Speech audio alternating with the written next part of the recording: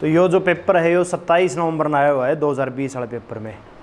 आपका पेपर कब से स्टार्ट है? दिल्ली पुलिस की जो एग्ज़ाम डेट है 14 नवंबर से 5 दिसंबर तक आपका पेपर होगा। और आज तारीख हो चुकी है, मान लो कि 14 जून, ठीक है, क्यों 13 तो गई, कल से 14, तो 14 जून से 14 नवंबर कितने महीने बच गए? 5, ठीक है। ये 5 महीना ही, इसके बाद आने वाली ज़िंदगी क्या होगी, कैसी होगी, ये 5 महीने डिसाइड करेंगे। लग के लगन से मेहनत कर ली तो उसका दिल्ली पुलिस में कांस्टेबल बन जाओगा, ठीक है, नहीं तो फिर फैक्ट्री में तो काम करना ही है।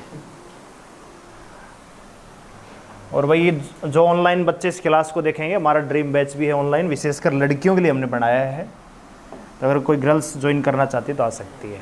लेते हैं पहला सवाल। आल्या जी,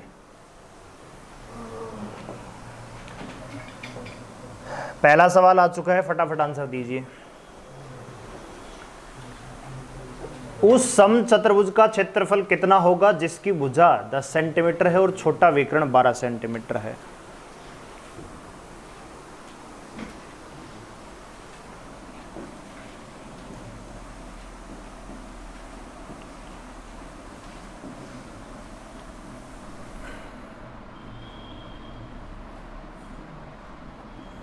तो समचतुर्भुज की ऐसी वह है इस प्रकार से, ठीक है, और ये होता है जी विकर्ण इसका,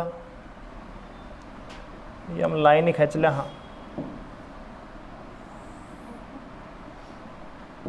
और एक विकर्ण ये हो गया। ये भुजा आपकी ए होगी, ये बी, ये सी, या यहां से ले लीजिए, यहां से ले लीजिए ए, बी, सी और डी। आपको क्या दे रखी जी? एक भुजा 12 सेंटीमीटर 10 सेंटीमीटर। अगर ये भुजा आपकी 10 सेंटीमीटर है और छोटा विकर्ण है जो 12 सेंटीमीटर का है, तो छोटा विकर्ण कोई मान लीजिए, आप ये मान लीजिए चाहे ये मान लीजिए, ठीक है। तो अगर ये मानेंगे तो 12 सेंटीमीटर, ये 6 और ये 6, तो ये आपका राइट एंगल ट्राइंगल बन गया क्या? तो आपको अगर ए ओ, ये अगर ओ मान लेता हूं, देखो समचतुर्भुज का जो क्षेत्रफल होता है वो होता है जी 1/2 गुणा d1 इंटू d2, पहला विकर्ण और दूसरा विकर्ण। तो आपको अगर ए ओ निकाल लेंगे तो आप ए से भी निकाल लेंगे, ए ओ का डबल कर देंगे, तो ये कैसे निकलेगा जी? 10 का स्क्वायर माइनस 6 का स्क्वायर, तो 10 का स्क्वायर होता है जी 100 माइनस 36, घटाएंगे कितना आएगा? 64 आएगा क्या? 64 का रूट निकालेंगे कितना आएगा? 8 सेंटीमीटर। मतलब ये जो भुजा है ए ओ 8 सेंटीमीटर, तो पूरी कितनी हो जाएगी? 16 हो जाएगी। तो मेरे पास D1 का मान ऑलरेडी है, कितना है भैया? 12 सेंटीमीटर है, और D2 आपने निकाल लिया, 8 का डबल कितना आएगा? 16 सेंटीमीटर। क्षेत्रफल निकालना है तो कैसे करेंगे भैया? 1/2 D1 12 D2 16, तो 2 6 की 12, 16 6 की 96 सेंटीमीटर स्क्वायर, ठीक है। बिल्कुल फॉर्मूला बेस ये सवाल है, कुछ भी इसमें अलग नहीं है। तो आपको बस ये सूत्र याद है, क्षेत्रफल होता है जी 1/2 गुणा d1 इंटू d2, तो आपको दोनों डायमीटर निकालने पड़ेंगे, ठीक है। क्लियर है? वो एक लड़का है सोनीपत का, जो कहाँ है खड़ा है, वो बोल के ले, उसने खाली वो टाइम पास कर रहा है, कुछ नहीं कर रहा। अगला सवाल करिए भैया।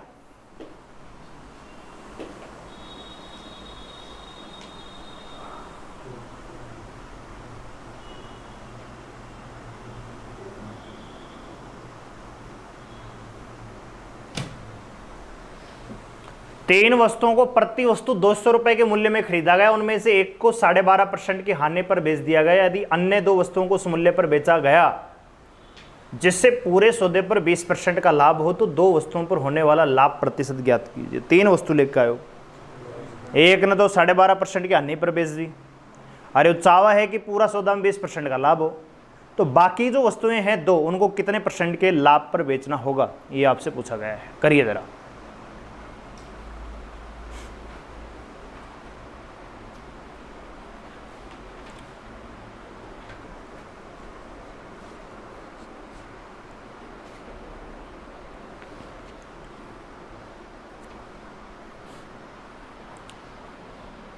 भाई एक बात बताइए, टोटल सीपी कितना है?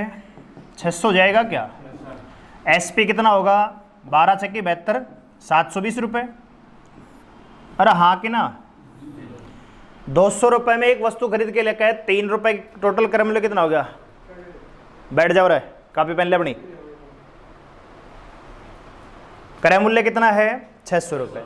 टोटल सौदे पर 20% का लाभ चाहिए, तो आप कैसे करेंगे जी? 600 गुणा में 120/100, तो 12 छक्की 72। तो टोटल विक्रय मूल्य कितना होना चाहिए? 720 रुपये होना चाहिए।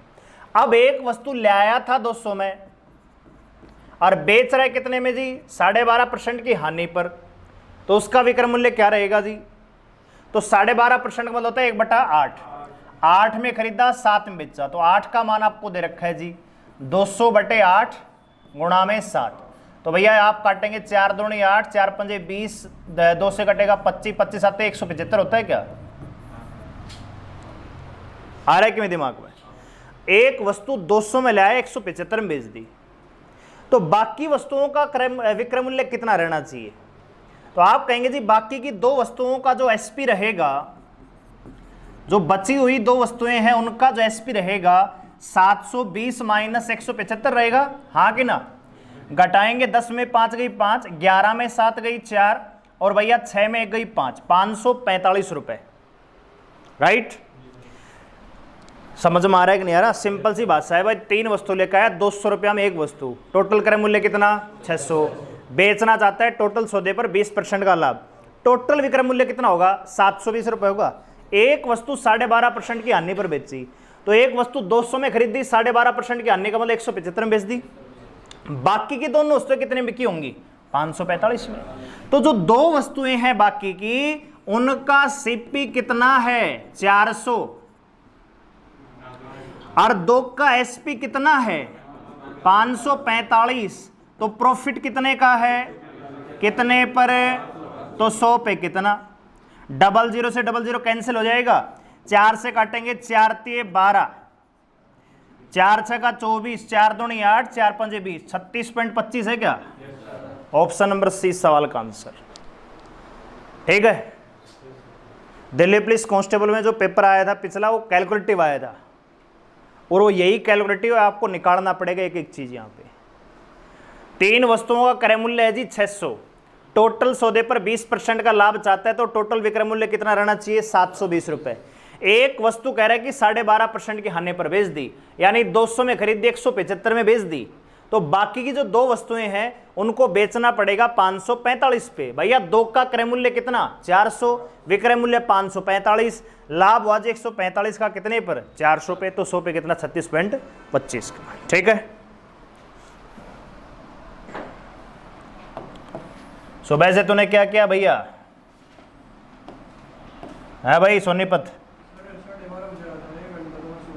अच्छा,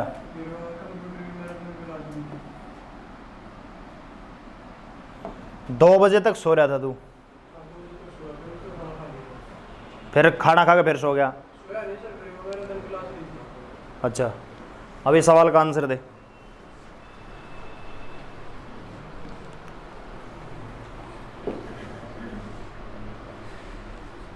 बी की तुलना में ए 5 गुना कार्य कुशल है, और इसलिए ए कार्य को पूरा करने में 20 से 52 दिन का कम समय लेता है। यदि दोनों एक साथ मिलकर काम करेंगे तो काम कितने दिन में पूरा हो जाएगा? कार्य क्षमता पे आधारित सवाल है, तो भैया क्षमता की बात हो रही है, 2 आदमी है, क्षमता भैया ए और बी की हम बात करेंगे। टोटल कार्य क्या है? कांस्टेंट है, काम तो इतना ही है, तो क्षमता है वो समय की क्या होती है भैया? विपरीत अनुपात में होती है। कह रहा है कि बी की तुलना में ए 5 गुना अधिक कार्य कुशल है। इसका मतलब भैया अगर बी किसी काम की करने की क्षमता अगर बी की 1 है तो ए की कितनी है भैया? 5 है, 5 गुना है तो 5 है, तो समय क्या रहेगा जी? 1:5 हो जाएगा। अगर एक की कार्य क्षमता 5 है और बी की 1 है तो उस काम को करने में ए भैया 1 दिन का टाइम लेगा और बी लेगा 5 दिन का टाइम, तो कितने दिन का गैप है भैया? 4। मैं कह सकता हूं कि भैया यहां पे ए जो है उस काम को करने में 20 से 4 दिन कम लेता है, 4 का मान कितना है 52, 1 का मान कितना आएगा 13। टोटल वर्क निकालेंगे भैया पहले। टोटल वर्क क्या आएगा, टोटल दिन और कार्य क्षमता। तो दिन कितने हैं जी 13, कार्य क्षमता 5 और 1 6 आएगी। तो यहां पे कितना आएगा 78 आएगा। फिर या आप ऐसे भी निकाल सकते भाई, वो एक आपके पास 1 का मान है तो आप ऐसे भी कर सकते हो, 1 करता है किसी काम को 13।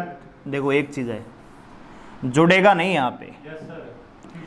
13 एकम 13 करेंगे और 13 पंजे 65 करेंगे, तो टोटल वर्क कितना आएगा 65 आएगा। ठीक है, क्योंकि यहां पे 1 के अनुसार इसकी क्षमता के अनुसार गुणा करेंगे तो 13 पंजे 65, टोटल वर्क 65 तो आएगा। या आप ऐसे करेंगे, एक करता है जी 13 दिन में, दूसरा करता है 65 में, तो एलसीएम लेंगे कितना आएगा 65 आएगा।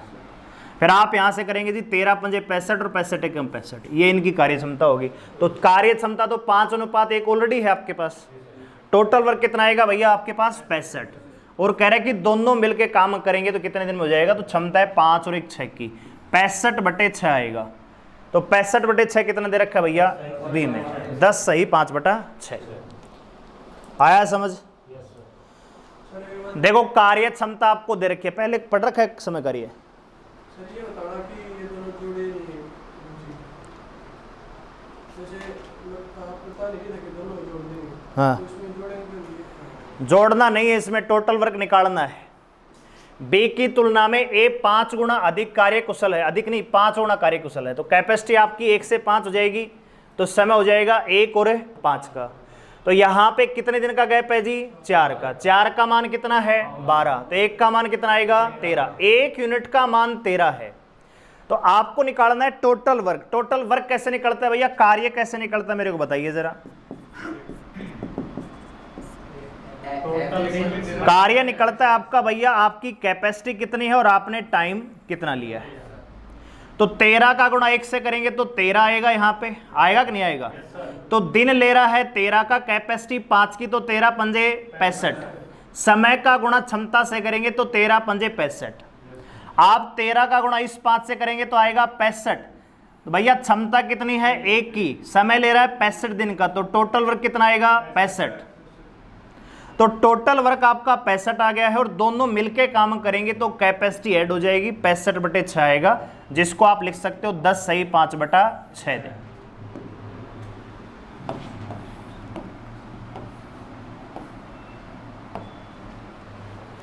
करिए जरा। वह छोटी से छोटी संख्या कौन सी है जिसे 12, 21, 35 से विभाजित करने पर हर बार शेषफल 2 प्राप्त होता है।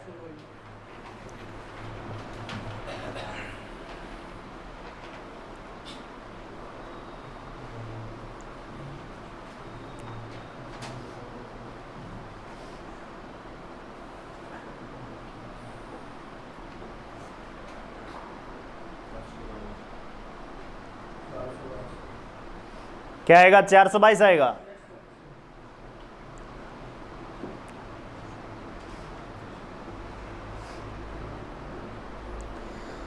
तो यहां पे क्या करेंगे सवाल को भैया, जो यहां पे संख्या आएगी ना, वो संख्या आपकी निकल के आएगी एलसीएम किसका भैया 12, 21, 35 का एलसीएम, और प्लस में आर करते हैं। अगर यहां पे जो संख्या होगी ना, मेरे को आपको जो आंसर दिया होगा उसमें आर आपका जुड़ के आएगा। अगर संख्या में से मैं आर माइनस कर दूंगा तो बचेगा क्या भैया एलसीएम, और एलसीएम वो संख्या जो 12, 21, 35 से पूरी भाग जाती हो।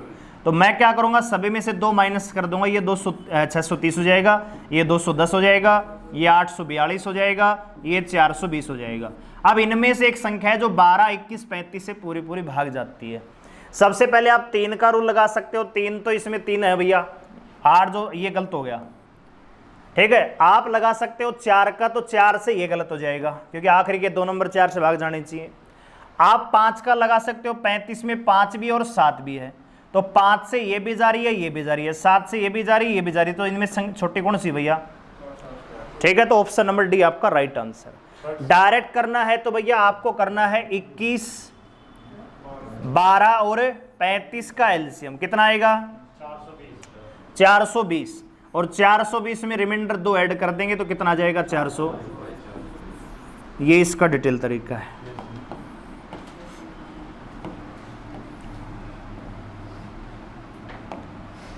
करिए फटाफट।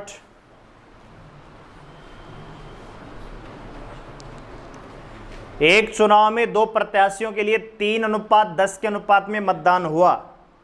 यदि सभी मत वैध हैं और यदि विजेता को 1,56,200 मत मिले हैं तो डाले गए टोटल वोट कितने हैं? करिए जरा।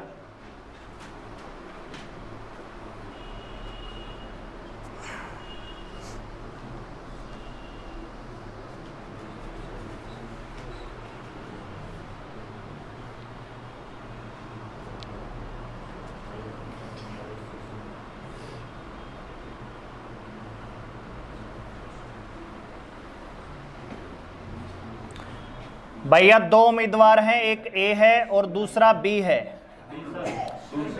जो इनको वोट मिले हैं उनका जो प्रतिशत है वो एक को 3 मिले और एक को 10 मिले हैं। अरे इनमें विजेता कौन सा है? 10 वाला। तो कह रहे कि विजेता को मिले हैं कितने भैया? 1,56,200। तो एक का मान कितना आएगा? 15,620 आएगा क्या? एक को मिले वोट 3, दूसरे को 13, टोटल वोट कितने हो गए जी? 13। तो 13 का मान निकालेंगे 15,620 और गुणा में 13, तो आखिरी में 0 मिलेगा। 13 दूनी 26, तो 06। ऑप्शन नंबर बी आपका राइट आंसर आ जाएगा। ठीक है, आया भाई? 5-4 ने आया है।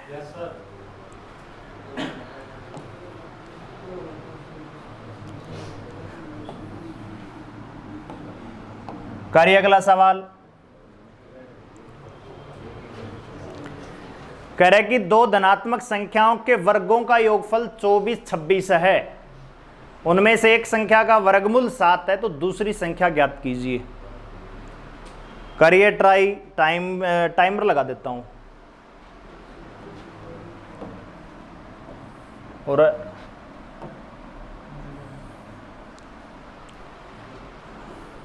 फटाफट कीजिए भैया।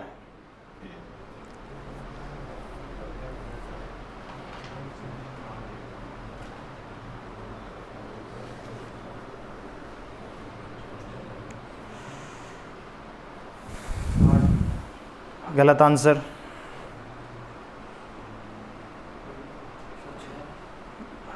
कैसे? कोई सॉल्यूशन दिखा।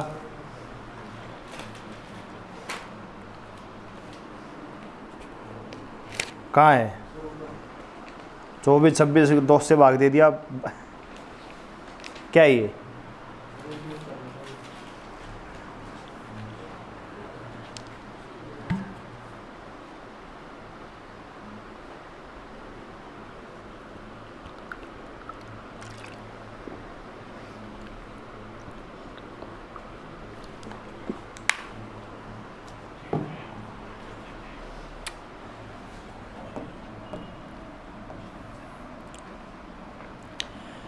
भाई कह रहा है कि दो संख्याओं के वर्गों का योग। तो मैंने मान ली संख्या x और y।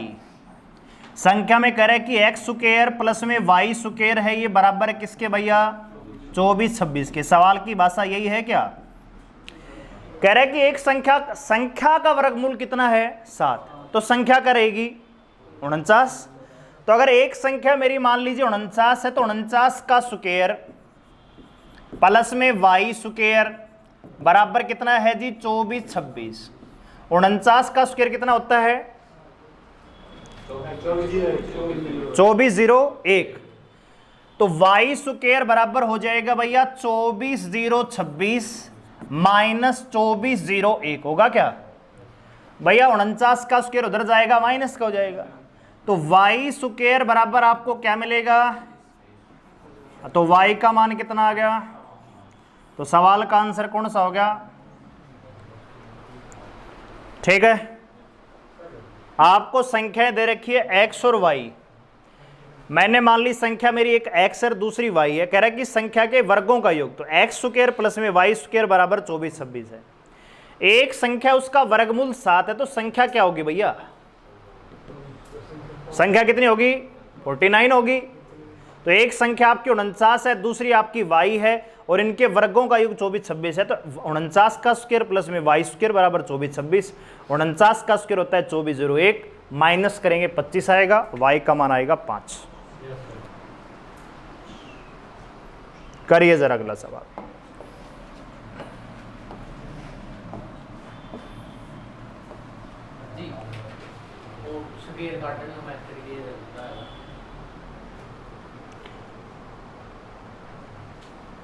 जैसे 49 का स्क्वायर आपको करना है तो 4 का स्क्वायर ले लीजिए 16, 9 का स्क्वायर 81, 4 निम 36 दूनी 72, 20 24 लिख दो।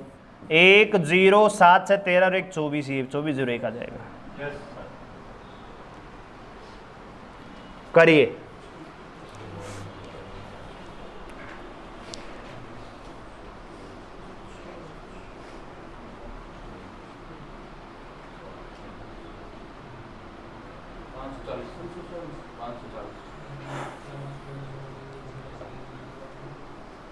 क्या आएगा भाई? ए ने 9,000 रुपए की धनराशि ली 5% की दर पे 3 साल के लिए, तो 1 साल का ब्याज 5 रुपए, 3 साल का कितना हो गया? 15 रुपए हो गया।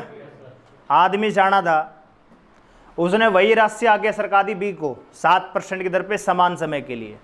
लाया कितने में था? 5% में। दे दिया कितने में? तो हर साल 2 रुपए का प्रॉफिट खुद के पास रखेगा, तो 3 साल में कितना हो जाएगा? तो 9,000 का 6% कितना बनेगा? ठीक है। उस दिन भी बताया था, जब आपको चीजें बताई जाती हैं तो ध्यान देते नहीं हो। प्रिंसिपल अगर आपका 100 रुपए है, रेट अगर आपका 10% है, टाइम अगर 2 साल है, तो इंटरेस्ट बढ़ेगा भैया 10% के हिसाब से 20%, और आपका जो अमाउंट हो जाएगा 120% हो जाएगा। हो जाएगा क्या? क्योंकि प्रिंसिपल तो हमेशा क्या होता है? 100 ही रुपये रहता है। तो अमाउंट क्या होता है? मूलधन में ब्याज ऐड करते हैं। अगर यही रेट आपकी 18% होती तो टाइम 3 साल का होता तो इंटरेस्ट कितना होता भैया?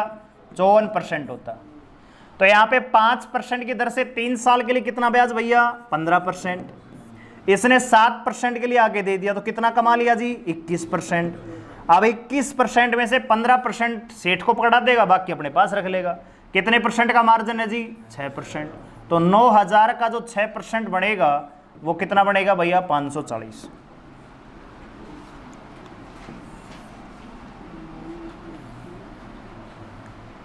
करिए जरा।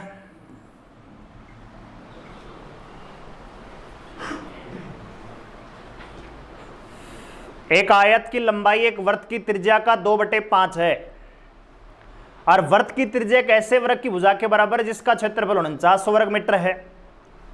यदि आयत की चौड़ाई 20 मीटर है तो उसका क्षेत्रफल कितना होगा? किसका? आयत का।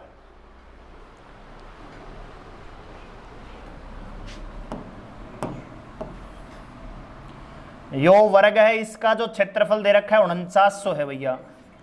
तो आप मुझे बताइए भुजा कितनी हो जाएगी? 70 सेंटीमीटर आ जाएगी क्या? 70 सेंटीमीटर मान लो, मीटर मान लो, एक ही बात है। और ये बराबर है किसके भैया? वर्त की त्रिज्या के। तो रेडियस बराबर कितना हो गया? 70 सेंटीमीटर हो गया क्या? सेंटीमीटर मीटर एक ही बात है, जो दे रखा है वो ले लेंगे। यहां तक कोई डाउट है? वर्त की त्रिज्या जो है वर्ग की भुजा के बराबर है, और वर्ग का क्षेत्रफल कितना है? 4900 वर्ग मीटर। तो वर्ग का क्षेत्रफल होता है भुजा गुणा भुजा, तो भुजा का मान कितना आएगा? 70 सेंटीमीटर। तो वर्त की जो त्रिज्या है वो वर्ग की भुजा के बराबर है, तो मैं कह सकता हूं वर्त की त्रिज्या कितना भैया? 70 मीटर। अब कह रहा है कि आयत की जो लंबाई है, जो आयत की लंबाई है भैया, वो वर्त की त्रिज्या का 2/5 है। वर्त की त्रिज्या कितनी है? तो 70 का 2/5 निकालेंगे, कितना आएगा? 28 मीटर आएगा क्या भैया? 5 से काटेंगे 14, 14 दूनी 28 मीटर आ गया। और आयत की चौड़ाई कितनी दे रखी है भैया? 20 मीटर। एरिया क्या होता है भैया? लंबाई गुणा में चौड़ाई। तो 28 गुणा में 20 करेंगे, कितना आएगा? 560 आ जाएगा क्या? ऑप्शन नंबर डी आपको दे रखा है। अरे आ रहा है कि नहीं आ रहा समझ में? जिन्होंने थोड़ा बहुत पढ़ रखा है वो तो आएगा, जो पहली बार पढ़ रहे हैं नहीं पढ़ा है उनके थोड़ा कम समझ में आएगा। फॉर्मूला बेस पे सवाल है, बाकी कुछ नहीं है। वर्त की त्रिज्या वर्ग के क्षेत्र भुजा के बराबर है, और उसका क्षेत्रफल कितना है जी? 4900। तो वर्ग का क्षेत्रफल क्या होता है? भुजा गुणा भुजा होता है। तो भैया भुजा का स्क्वायर आपका दे रखा है ए स्क्वायर बराबर 49, तो एक का मान कितना आएगा 17 आएगा। ये बराबर है वर्त की त्रिज्या के। तो वर्त की त्रिज्या आगे भैया 70 मीटर, और कह रहा है कि आयत की लंबाई वर्त की त्रिज्या का 2/5 है। 70 का 2/5 निकालेंगे 28, लंबाई 28 है, चौड़ाई सवाल में दे रखी है 20 मीटर। क्षेत्रफल होता है लंबाई गुणा में चौड़ाई, सोल्व करेंगे 560। अगला करिए।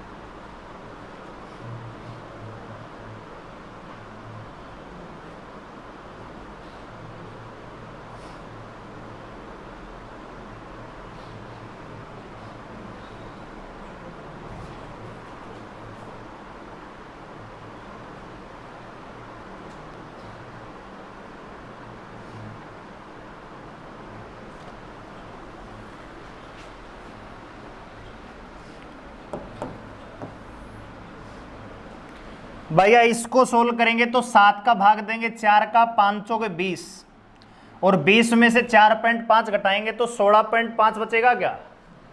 नहीं, देखो 7 चौक 28, 5 के 20 आ गया, और 20 पहले ऐड होगा इसमें, 25.75 आएगा। आएगा, पहले ऐड करेंगे ना, तो 25.75 में से 4.5 घटाएंगे 21.25, तो ऊपर आपको ये मिलेगा। ठीक है, मिलेगा। नीचे इसको सोल्व करेंगे, 15.8 में से 3.4 घटाएंगे तो 15 में 3 गई 12, 8 में 4 गई 4, तो 12.4 मिलेगा क्या?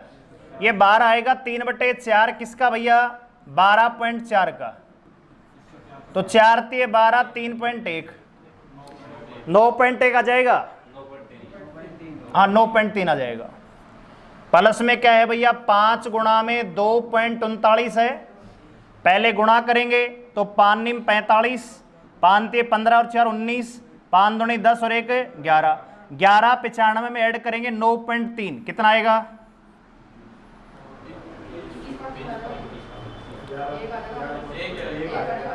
11 और 9 20, और यहाँ पे ऐड करेंगे कितना आएगा? सेम आ रहा है ये भी, तो नीचे भी 21.25 आ जाएगा, तो दोनों कैंसिल आउट हो जाएंगे, बचेगा क्या भैया? 1। तो सिर्फ कैलकुलेटिव सवाल है, कैलकुलेशन करने आनी चाहिए। आ जाएगा।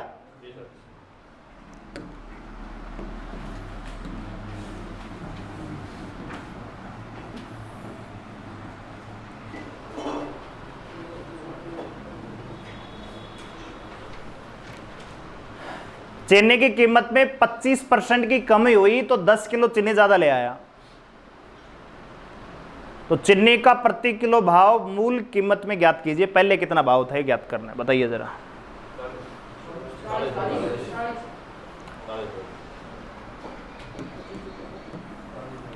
भाई 25% का भाव गिरा तो दुकानदार ने 10 किलो चीनी क्या दे दी? ज्यादा दे दी। तो 25% का मान है 10 किलो, तो 100% का मान कितना होगा? 40 किलो। अभी वो 40 किलो ज्यादा लेके आ रहे हो है, जिसमें 10 किलो क्या है? ज्यादा है। तो पहला कितने लाते हो? वो 30 किलो। यह तो बात है, खर्चा कांस्टेंट है। पहले 1200 रुपए में लेकर आया कर तो 30 किलो चीनी, अब क्योंकि भाव घट गया तो उसी 1200 रुपए में इसको 40 किलो चीनी मिलती है, 10 किलो क्या मिल जाती है? ज्यादा, क्योंकि भाव क्या होगा? 25% कम हो गया। तो प्रारंभिक भाव पूछे तो कितना जाएगा जी? 40। वर्तमान भाव पूछे तो कितना जाएगा भैया? 30। आप ऐसे नहीं करना चाहते, आप ऐसे कर सकते हो जी। आपको जो करवा रखा है हमने, प्रॉफिट लॉस दिया था कि एक बार प्रतिशत में करवाया था। 25% का मतलब होता है भैया 1/4। तो भाव कह रहे कि कम हो गया, 4 से कितना हो गया? 3। तो खपत आपकी 3 से क्या हो जाएगी? 4। तो पहले 3 यूनिट, अब 1 यूनिट, तो कितना ज्यादा है जी? 1। 1 का मान 10, 4 का मान 40 किलो, 3 का मान तो ये होता है पहले और ये होता है अब। पहले 1200 में 30 किलो ले आया कर, तो 1200 में 40 किलो ले आया कर, तो कोई भाव निकाल दो। आ रहा है कि नहीं आ रहा? करिए अगला सवाल।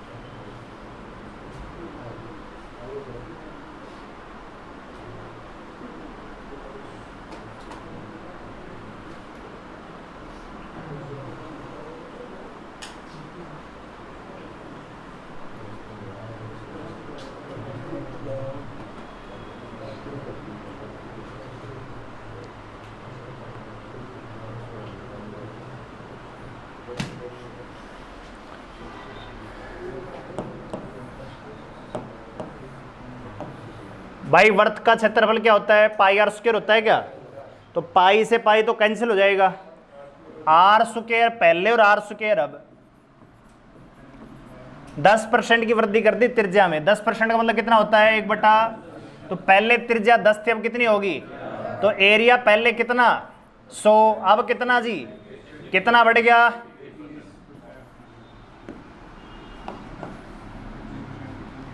करिए सवाल।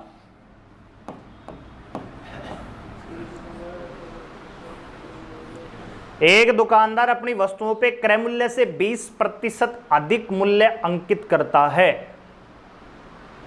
सोमा खरीदार 120 का लेबल लगा दे है।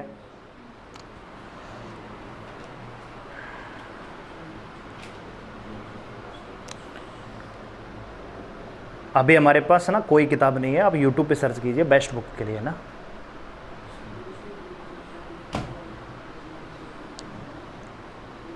वह उनमें से 3/4 वस्तुओं को तो अंकित मूल्य पर बेच देता है और शेष को अंकित मूल्य पर 30% की छूट पर बेचा है। लाभ आने ज्ञात कीजिए। कमा सके है।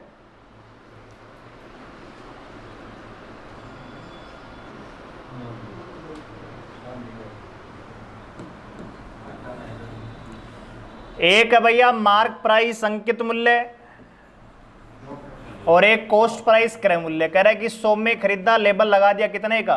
120 का। अब 120 में से 3/4 वस्तुओं को तो अंकित मूल्य पर ही बेच देता है। अंकित मूल्य का मतलब 120 का ही 3/4।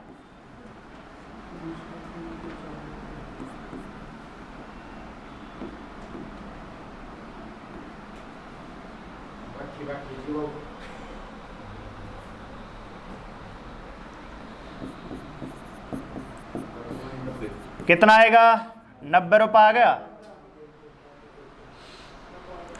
और बाकी की जो 1/4 वस्तु बच गई, यानी एक वस्तु बच गई, उसको क्या बेच रहा है जी? 120 के 70% पे। 120 पे 30% का डिस्काउंट दे दिया तो कितने में बिक रही है वस्तु? 70% में। किसके भैया? 120। तो 120 का 70% होता है 84 रुपये। तो 84 के हिसाब से बेची तो कितने में बेचेगा भैया? 21 में। 3 वस्तु बेच दी भैया 90 में, एक बेची 21 में। टोटल विक्रय मूल्य कितना? 111 का। खरीदी कितने में जी?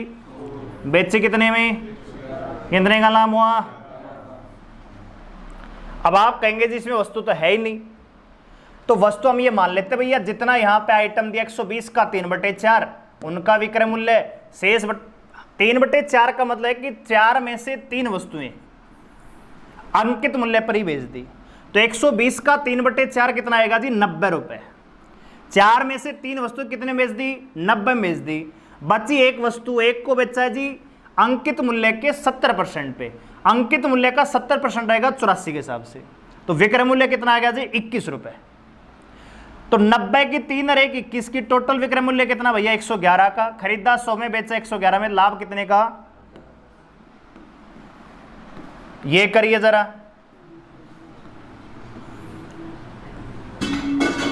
अरे आराम पिल्ले भाई बखेरा मनन है।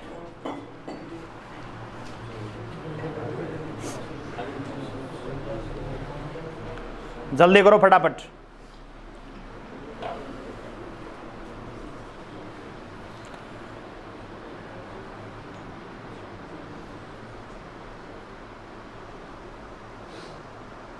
देखो एवरेज जो होता है वो क्या होता है भैया, कुल योग और बटे कुल। तो n संख्याएं दे रखी है, टोटल संख्या तो कितनी होगी मेरी, संख्या आपको ऑलरेडी दिया है जी कितना, ठीक है। अब सवाल की भाषा के अकॉर्डिंग चलते हैं।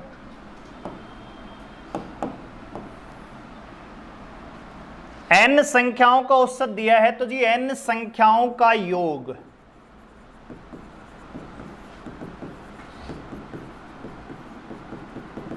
36n होगा क्या,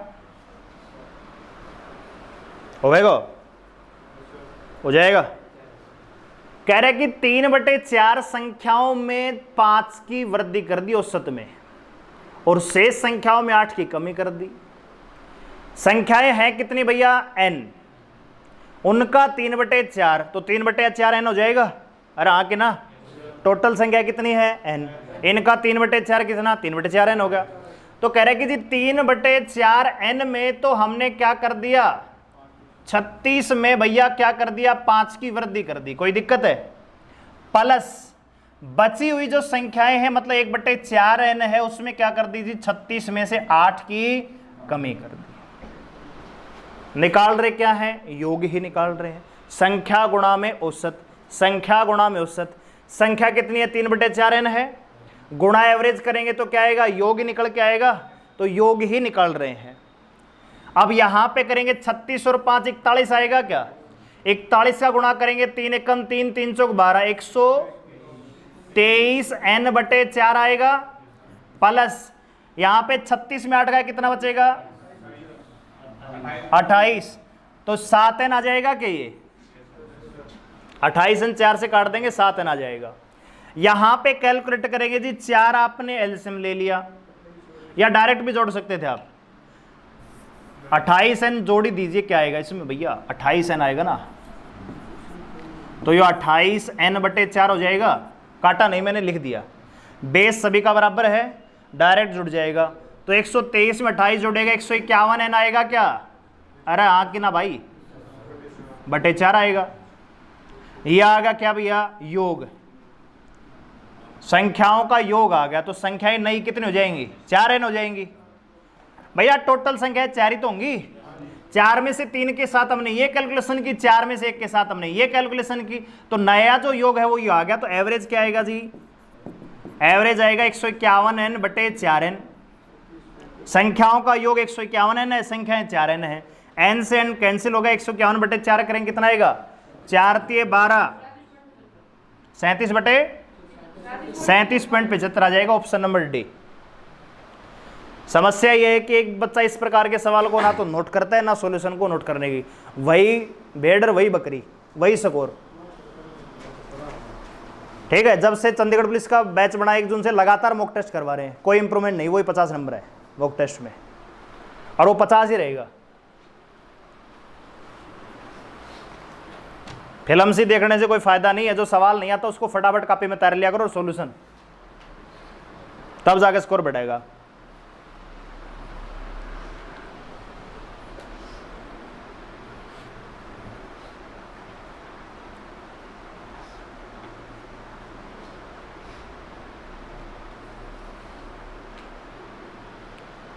n संख्याओं का औसत 36 है भैया, संख्याएं दे रखी है n, तो हमने निकाला संख्याओं का योग जी 36n आ गया, n संख्याओं का योग 36n आ गया। अब कह रहे हैं कि संख्याओं में से 75%, 75% का मतलब कितना होता है, 3/4, यानी 4 में से 3 वस्तुओं के औसत में 5 की हमने क्या कर दी, वृद्धि कर दी। औसत था 36, हमने हर वस्तु में मतलब हर संख्या में 5 का इंक्रीमेंट किया, तो 36 और 5 41 हो गया क्या, 41 का गुणा 3/4 से करेंगे, 123/4n आएगा। बाकी की जो बची हुई 1/4 संख्या है उनमें 36 में से 8 कम कर दिया, तो 28 यहां पे आएगा। 28 का गुणा n से करेंगे तब जाके 28n हुआ, ये डायरेक्ट को ना है, 28n/4 आएगा। बेस बराबर है, डायरेक्ट जोड़ देंगे, 151/4, ये आ गया नई संख्याओं का योग। तो भैया औसत क्या होगा, नया संख्याओं का योग बटे संख्याएं, तो n से n कैंसिल हो जाएगा, आपका आंसर आएगा 37.75। करिए अगला सवाल।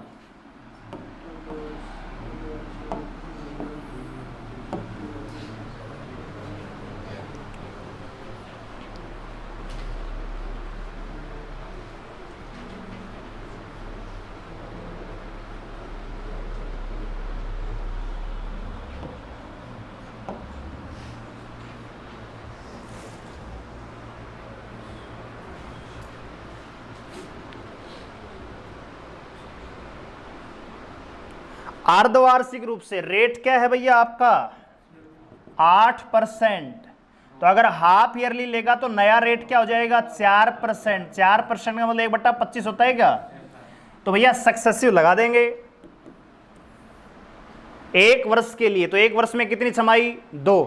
तो हम कह सकते हैं जी पहली बार आपका प्रिंसिपल 25 था तो 25 से 26 हो गया, फिर 25 से कितना हो गया जी 26 हो गया। तो हम कह सकते हैं अगर प्रिंसिपल आपका 625 रहा तो आपका अमाउंट कितना हो जाएगा 676।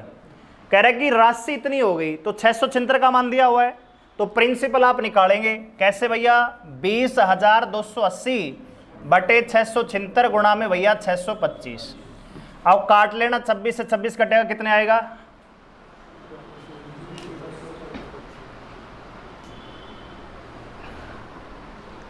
कितना आएगा भाई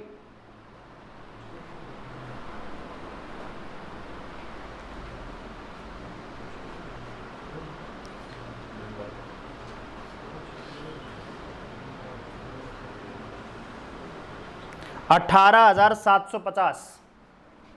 तो आपका जो प्रिंसिपल हो कितना आ गया जी 18,750 रुपये आ गया।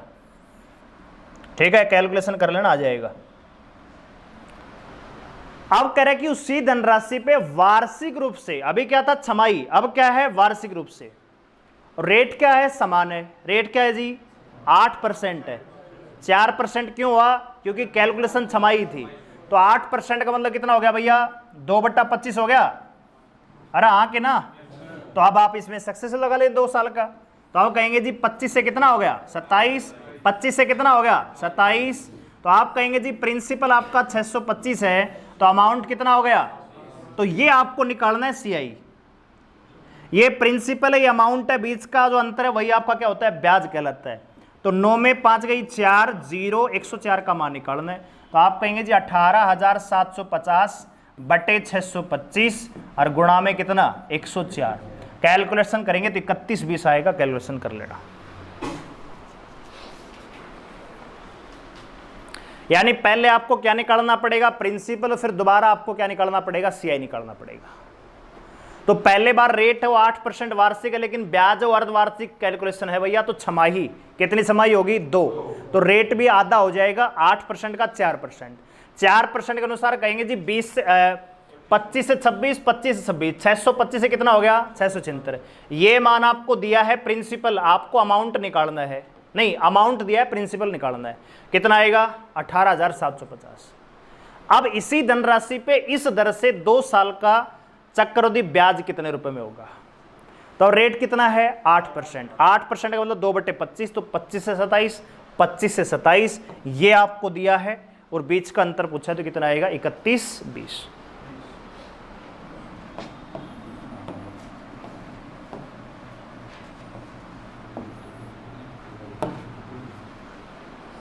करिए जरा फटाफट।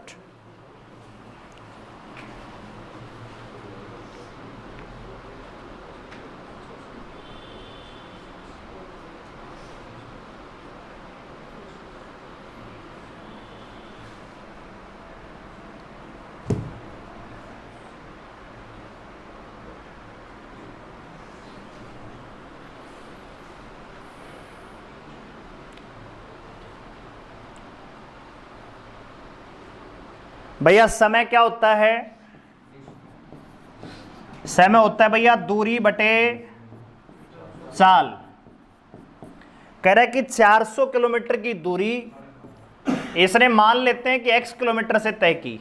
तो समय निकल के आएगा, इधर देखो बोर्ड पे, दूरी कितनी है 400 किलोमीटर की है। तो 400 किलोमीटर की दूरी जो है x स्पीड से तय की।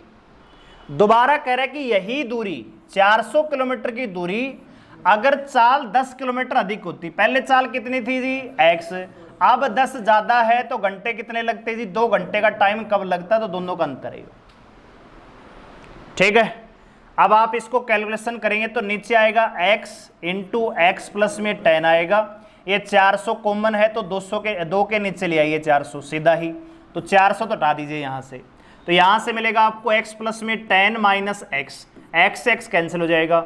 ये नीचे मिलेगा x स्क्वायर प्लस में 10x। तो अब आप जब इसको कैलकुलेट करेंगे तो 2 एक कम 2 और ये 200 आएगा। एक का मान यहाँ पे एक्स स्क्वायर प्लस में 10x माइनस का 2000 बराबर आएगा 0। अब ऐसी संख्याएं देखिए जिनका गुणा करें तो 2000 आए और जोड़ करें तो 10 आए। तो एक्स स्क्वायर प्लस में 50x माइनस का 40x माइनस का 2000 एलजेब्रिक इक्वेशन बन गई बीजगणितीय संग्रह, पढ़ा होगा ना। तो 50 में से 40 घटाएंगे कितना बचेगा? 10। और 50 में माइनस 40 का गुणा करेंगे कितना आएगा? 2000। x का मान कभी भी नेगेटिव होता नहीं है, तो 50 आपका आंसर आएगा। नहीं बचा कितना जी? ठीक है, तो ये सवाल बेसिक से सोल्व होगा ऐसे। क्लियर होगी बात? तो ये हैं दिल्ली पुलिस के आए हुए 15 सवाल।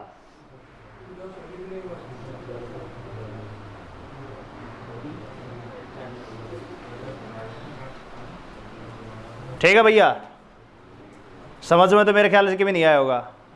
दे धड़ाधड़ करवा दिया घंटे में। सर एक रिक्वेस्ट है, पीडीएफ भेज देंगे। हाँ भी बना देंगे, पीडीएफ भेज देंगे।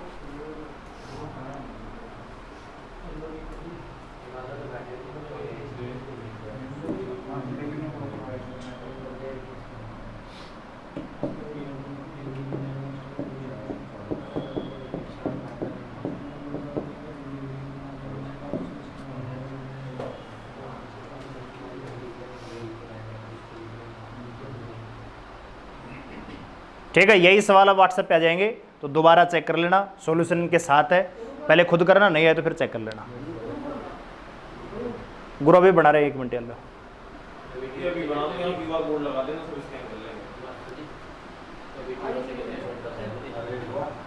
क्या आइडिया है?